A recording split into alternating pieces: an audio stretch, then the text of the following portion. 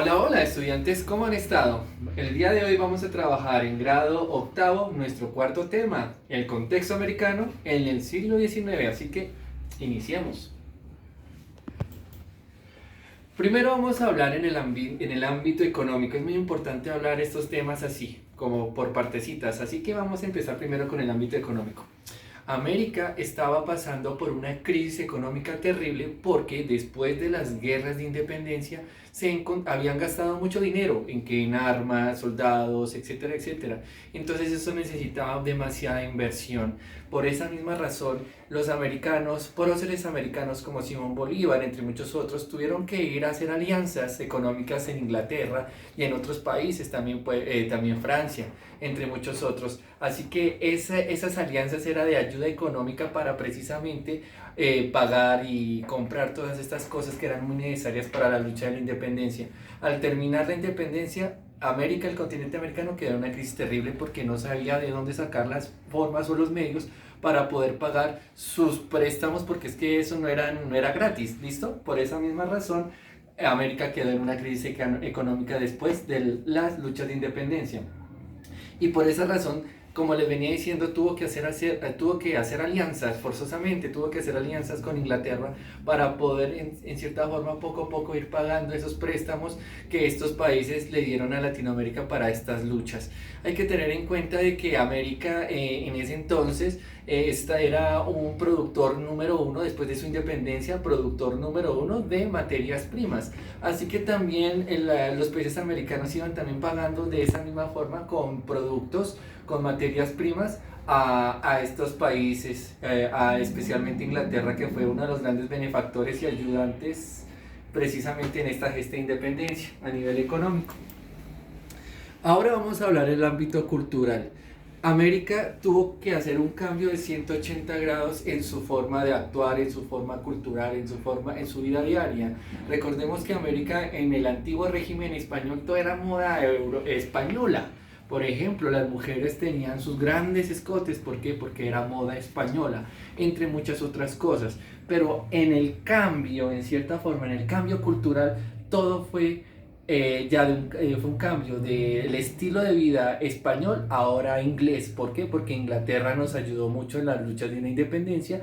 Entonces podemos ver, digámoslo así, fotografías ya de mujeres con, digámoslo así, ya vestidos ya más recatados, ya más ingleses. Se adoptó, en pocas palabras, la moda inglesa y la moda francesa en cierta forma. A nivel también educativo, o sea, ya después de la independencia, América empezó ya a adoptar modelos educativos, vieron que era necesario e importante educar a la población y por eso empezaron a utilizar un estilo educativo llamado un estilo laico. ¿Qué significa estilo laico? Significa que no tenía matices religiosos, o sea, era un estilo más no antirreligioso, pero sí ya más, o sea, no tenía nada que ver la religión ni costumbres religiosas, porque recuerden que anteriormente todo era religioso, las órdenes religiosas tenían las grandes universidades y colegios, así que cuando hablamos de una educación laica es que no tiene matices religiosos de ningún lado, es un estilo educativo bastante liberal.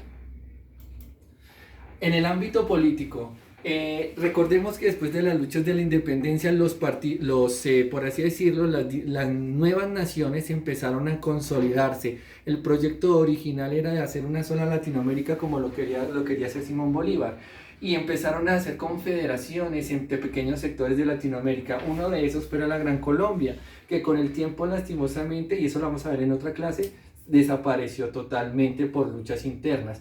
Pero la idea al principio a nivel político era hacer grandes alianzas con esos países y territorios y hacer unidades. Por ejemplo, la Gran Colombia, vuelvo insisto. En el caso de Centroamérica también se organizó un estado llamado el Estado Unido de Centroamérica, o la Unión de Centroamérica, en pocas palabras. Y eso fue lo más paradójico y lo más característico de este aspecto político. También hay que tener en cuenta que en el siglo XIX, empezaron a surgir ideologías y partidos políticos como partidos de liberales, partidos conservadores.